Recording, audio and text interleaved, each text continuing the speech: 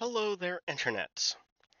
So, if the dogs start barking, I apologize in advance. The UPS truck went by or something. They've been barking the last two times I've tried to record this. But I woke up today with an announcement from Microprose about the fact that apparently they're now going to become the publisher of Combat Air Patrol 2, which I didn't know was a thing until this morning.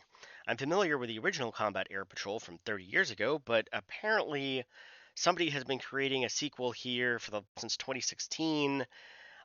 Project development has been slow. It's been available for early access, and I guess now that they have a publisher with Microprose coming into the mix, and remember, earlier this year, Microprose said that they had a coming an announcement about a modern flight combat simulator, and most people were expecting an announcement for Falcon 5. Well, apparently it's probably Cap 2. And it looks to be a middle ground simulator. It looks to be about 80% clickable.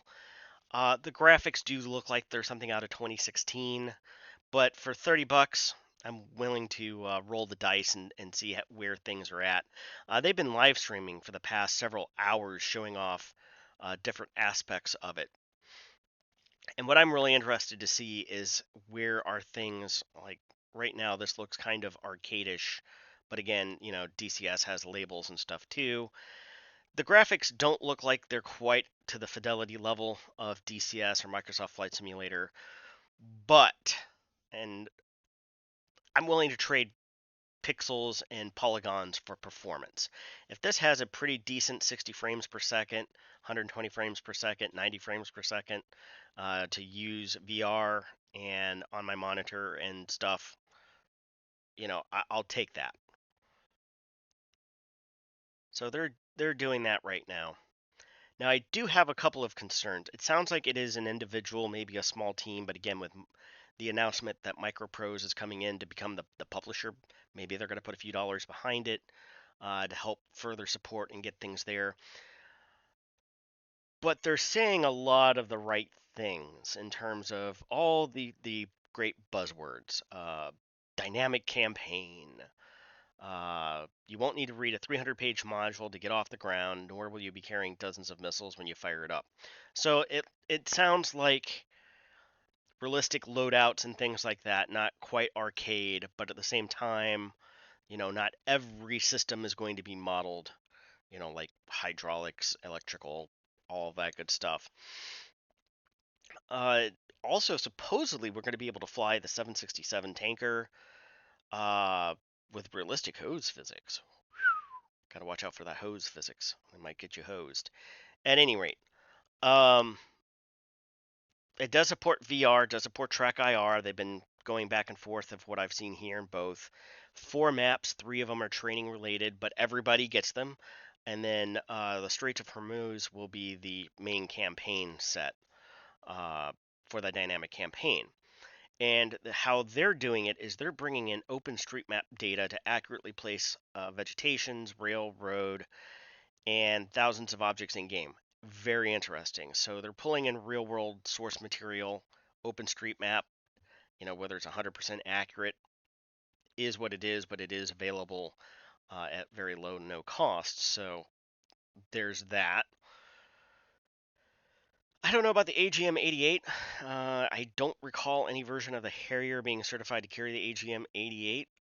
That's not to say that like the Spanish, UK, or Italian versions may have been able to do so.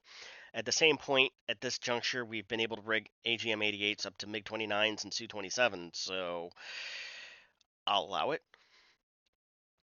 But the cockpit is like 80% clockable, flaps, landing gear, MFDs, uh, water injection, nozzle control, does support HOTAS, and you can use those captive gloves and stuff to do virtual joystick control if you're in VR. They were showing some of that stuff off. Currently single player. They want to make it multiplayer uh, against an AI fleet or other players. Send request or opt for an open invitation. I guess maybe be able to run a full-time server. It seems like a very limited number of assets. MiG-21, F4. But apparently you're going to be able to fly the A400, the V-22 Marine Killer, and the SH-60, so rotary wing aircraft. I don't know what capacities. Also, they're talking about control of ground vehicles, Abrams, Bradleys, Humvees, T-90, and BTR-80, I think. Which I don't know, is that like you get into the driver's seat, you drive it around and able to operate the weapon systems, or is it, hey, here it is on the map, highlight it and say go here, shoot there, and things kind of like TAC Commander. Don't know. Full assault. Let's see here. It looks like this is going to probably be a decent balance, but for $30, I'm willing to roll the dice and see what happens. So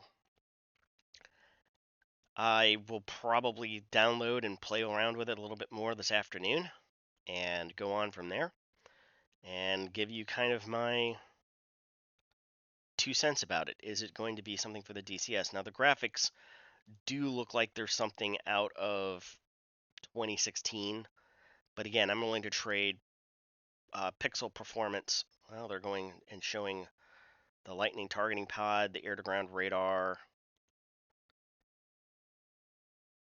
So it looks like they might be getting a lot of things right. Now, they have labels on. I don't know if you can turn that off. Probably you can in the realism.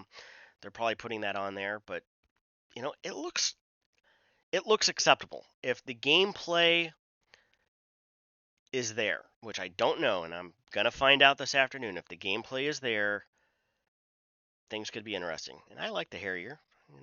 It helped put me through college.